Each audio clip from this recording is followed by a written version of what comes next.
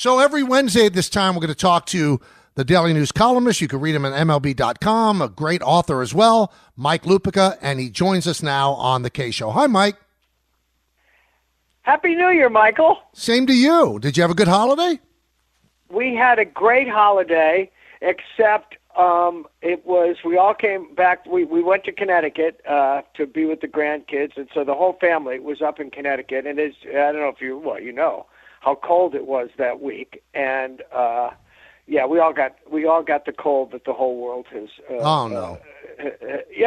And one little kid gets a runny nose, and he becomes patient zero.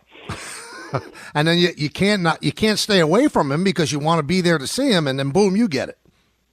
Yeah, no, and he's fine and perfect, and we had a blast, and our youngest boy just got engaged, so things are good. Oh, congratulations! I didn't know that, but except my Zach lives in Southern California and has been sending us these hideous pictures of what's going on there, and it's not reached where they live, but it's close enough to have gotten his attention the way it's gotten the attention of the whole country. So scary. So let's talk about more mundane things now, like sports. Did you think the Giants did the right thing, Mike? Oh Michael, it's hard for me to justify bringing back the general manager. And I completely understand why John did what he did. And as an executive had told me a couple of weeks ago when I wrote about this situation, he was in a brutal situation because there was no thing that he was going to do other than fire both these guys who was going to make his fan base happy. But here's my question for you, Michael, and maybe you have addressed this in the last couple of days. John says he's about to run out of patience, okay? Yep. What do you think it would take for him to finally run out of patience if this season didn't make him run out of patience? And also, a part of that concerns me, Mike, you're about to run out of patience. You can't bring these guys back and say it's just 1 year and then let them bring a quarterback in. You've got to give them a couple of years. If you really believe in them, believe in them. Yeah, I listen, it's been explained to me by people who know the league better than I that Shane has done a good job of rebuilding the infrastructure, the scouting system in particular. But somebody has to show me, other than Malik Neighbors, really, what this great draft that I hear about, where was the proof of that on the field this year?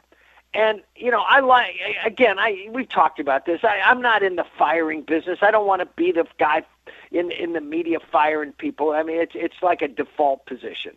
So I like John. I like Brian Dable. I don't know Shane. I like Brian Dable. But this idea that he all the credit he gets for Josh Allen. Well, wait a minute. Mike, you could have been Josh Allen's offensive coordinator. And now I see, they're justifying this by what the work he did with Tua and Jalen Hurts. I'm thinking, no.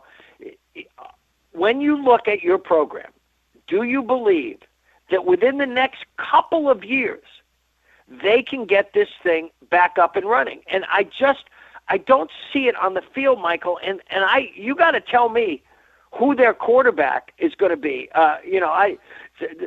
Somebody brought up Kirk Cousins the other day, and I said, I'm old enough to know that he'd be like Roman Gabriel 2.0, or Norm Snead. These are names out of the Wayback Machine, but they're not going to get Cam Ward, who I think is going to be the guy that goes number one. I'm not even sure how good Shedeur Sanders is. So if they're not going to draft one, where is the quarterback going to come from? And also, Mike, the quarterback whisperer, he was whispering in Daniel Jones's ear, and he didn't do anything. No, I mean, the one good thing on Brian's resume is he made the playoffs with Daniel Jones. Right. He won a playoff game with Daniel Jones. But what we have seen over the last 2 years, and especially this year, to me, is the low point in the 100-year history of the New York Giants. And that second Super Bowl, Michael, it seems like it was 113 years ago. Yep. And I wrote this the other day, Mike. The Giants still like to think of themselves as an elite franchise. They're not. They have an elite name. They were an elite franchise when they were winning Super Bowls against Belichick and Brady and them. But this, to me, was the single lowest point. And you tell me what they're going to do between now and next September to make themselves significant again in the NFC East. Yeah, I don't see it. I don't have an answer for that. And one other curious thing that John said was, he was asked, is your roster better than it was when Shane got here? He said it would be hard to make that argument. Then what are you hanging your hat on? So 3 years, the roster has not improved? On the same day that John said he was running out of patience, what did he do? He signed up for more patience. Right. Except you're right, Mike. How much patience is there when it's clear they're both on a 1-year leash? Yep. It's so counterintuitive what he did. You know what he did, Mike? And this is what I thought. And again, I've known this guy forever. I loved his father. His mother was one of the great ladies I have ever met in sports. Ann Mara was one of the great people, okay? He sort of tried to look decisive by being completely indecisive. That's a hard tightrope to walk. All right, so Mike, what's your take on possibly Rex coming back? Oh, I think it would be a mistake. I kind of enjoyed having Rex around, and he can hang his hat on the fact that he is the last coach that did anything here. And he did a good job here. Mike, I used to watch Rex, and one of the things he's been talking about is the way he connects with players. I believe that's a real thing. I used to love, in the hour before the game, looking down on the field, and nobody loved being there more than he did. And, Mike, he would go from player to player to player to player. I'm not saying he's the only coach that did this, but he loved that world. But oh my God, it's been nearly a decade, and I know that there have been examples. Dick Vermeil, I guess, is the one that comes to mind, of guys who were away and came back and did something. Okay, but I think that this would be not just the nostalgia, but there would be an element of nostalgia for the sideshow that we used to get from him too, and. I mean, there's been a level of silliness that we've come to expect from him. I don't know if I saw him on television the other day wearing a green suit. Did you see that? Yes. I think it's either the day before his interview or the day of his interview. No, I think going back, Mike, going back into the past for a team that has this kind of past, talk about being counterintuitive. That would be it. I'm wondering, sports has changed a lot in the time that we've known each other. But do you have a problem with Rex being so thirsty about this job, like openly campaigning for it? You don't? No, I don't. If he's not feeling any shame about basically walking around, he could have. It's like he was walking. I guess the interview was in Florida at Woody's place. Okay, so it's like he was walking up and down South Ocean Boulevard with one of those sandwich boards saying, "Please pick me." Okay. If he's not embarrassed to do that, I feel no need to be embarrassed for him. I actually think he's pretty good on television. He's great. But he's desperate to get back into the game. I think he was desperate to be the defensive coordinator for the Cowboys. I think he misses the action. He's obviously not too old. If Bill Belichick can go coach Carolina at the age of 72 or 73, whatever he is, I just don't see the way the game has changed. And in front offices, on the field, I'm not sure. And here's the other thing, Michael. And I know a lot of the guys they're talking to are defensive coaches, okay? And I love Spags. Steve Spagnuolo, I hope, gets another chance because he's done a superb job. He's one of the best people I've met in pro football. But I'm not sure the Jets at this point in time can hire another defensive coach. They've got to get this right. And there's no reason to anybody to think that Woody will get this right, Michael. I mean, I wrote in the Daily News the other day. It's like he left owner school too early. It's just he wasn't able to graduate. In fact, I think you look this up. At owner school, I think he was kept back like 2 different times. Okay. Oh, I didn't know that. No, I didn't know that. Yeah, no, that's why I'm here, and that's why I'm here, Michael. And so I have no confidence that he's going to make the right choice. I saw all those things.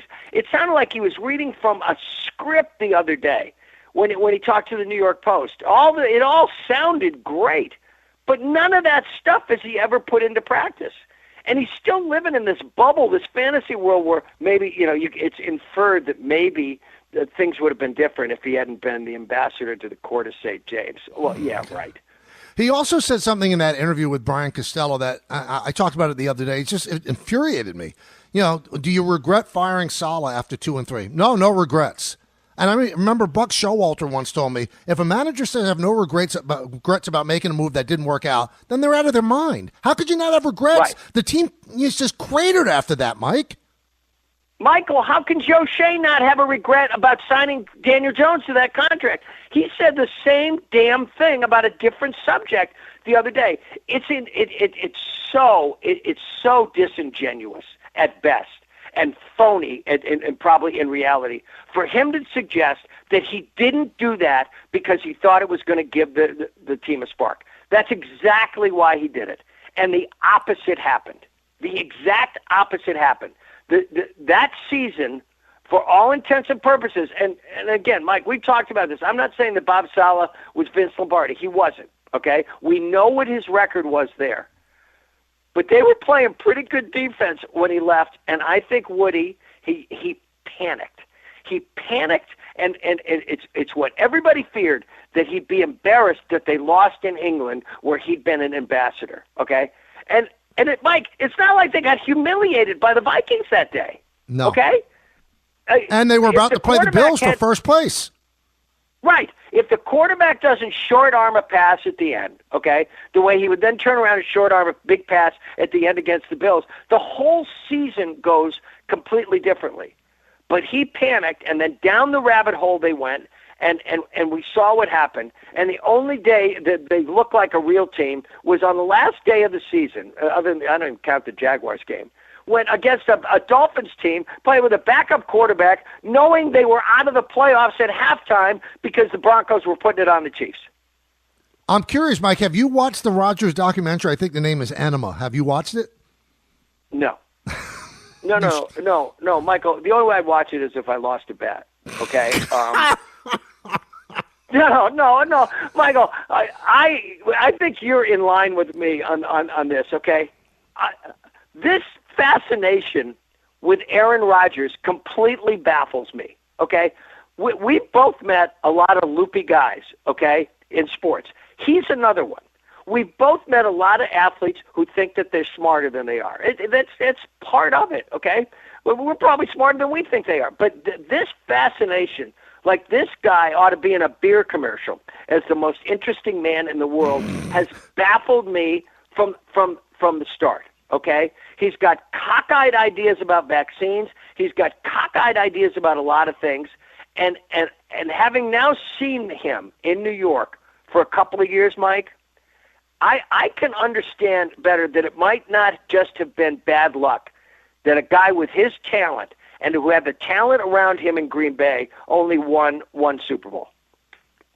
I hear you. Mike, this was great. We'll talk to you next Wednesday.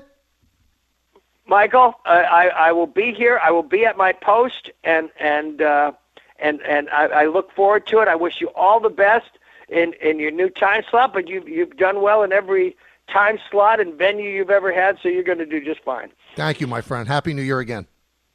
Okay, pal. Bye-bye. All right.